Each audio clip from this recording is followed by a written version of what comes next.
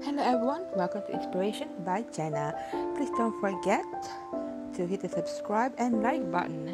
So this premise is about the top 10 reasons of broken marriages, a lifelong milestone. Don't be a part of statistics. So right now we're looking at photos of our parents' wedding.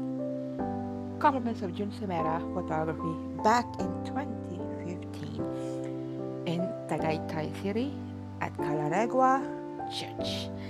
So this for me, like I said, is about the reasons why divorce, annulment, broken marriages happen, starting with the lack of commitment. Two people are not 110% committed to each other.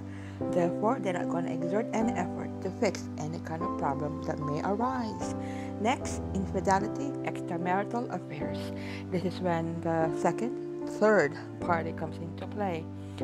The cheating on your spouse. Next reason is the lack of intimacy. While it's supposed to just the honeymoon after the wedding, you consummate the marriage. That physical contact, the physical bond. Let's face it, let's be grown-ups. Sex is part of any relationship, more so for a married couple. The intimacy, the passion. If that is lacking, if that is missing, they will go searching for it somewhere else. A simple hug in the morning, perhaps, or when they're having a bad day. That appreciation. Do you really want your partner to go searching for that kiss, that hug in the arms and lips of another? Next reason is the lack of money, that trouble with finances. You have too many bills piling up, that not enough money coming in. Too much overdue that you don't know which one to pay first. You get overwhelmed. And of course, this is when both of you will stop talking to each other. The silent treatment, the lack of communication. Never go to bed not fixing any problem. This is when you, of course, you have a conflict and you argue. You scream, you yell, you bicker. You find blame, faults with each other, forgetting the for better or for worse, instead of being a team and fixing the problem at hand. That's more than a physical, more so for women, because when they get pregnant, you gain weight. And of course, same thing for our male counterpart as well. You lose that self-esteem. Next is the unrealistic expectation. You want your partner to be a certain way, look a certain way, behave a certain way. Whatever you do, don't compare your spouse to your past relationship. The lack of equality. Women nowadays can do the same job as men, and some men, they don't like it when their wives make money than they do. This next one is more cultural, because some countries still do observe what we call the pre-arranged marriage. Countries such as Iran, Iraq, South Korea, China, Japan, Bangladesh, even South Korea.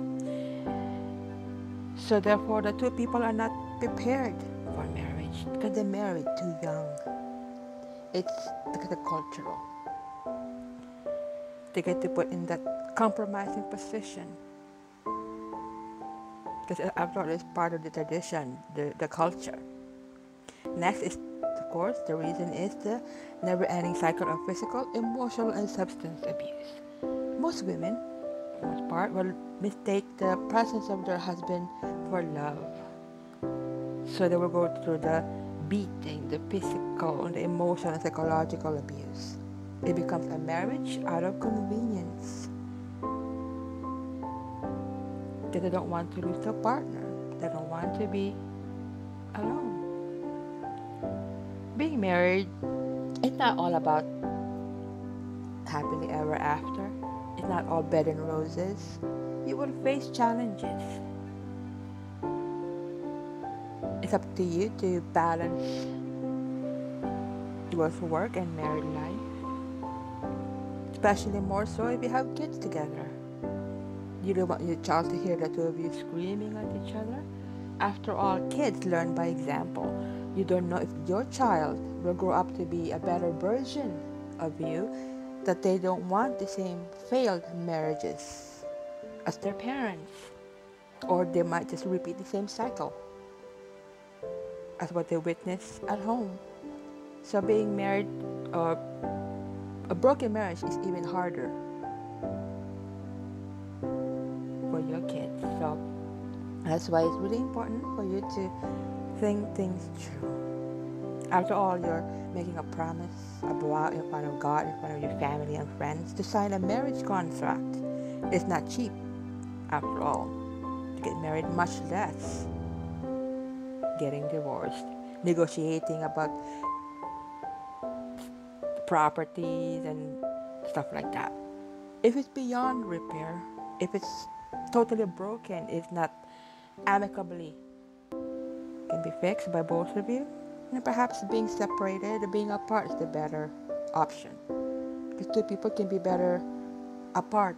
They learn to grow and perhaps find that they are really meant for each other, or not. We don't want to be alone, yes, we want to grow old with someone. But it's nothing more sad to be in a marriage when you know you are both unhappy. After all, even the royals are not exempted from the broken marriages. The happily ever after will only happen if you both will exert the effort, especially if you have children together or planning to have children together. If you cannot make it work as boyfriend and girlfriend, what more if you're husband and wife? Don't get pressured by society that you're at a certain age, you should be married, or that your friends are all married except you. Do it because you're ready. After all, this is not just your life we're talking about. This is the rest of your life and the person you choose to marry and the lives of your future children together. Again, thank you for watching. May you and your family and your dream of marriage be safe.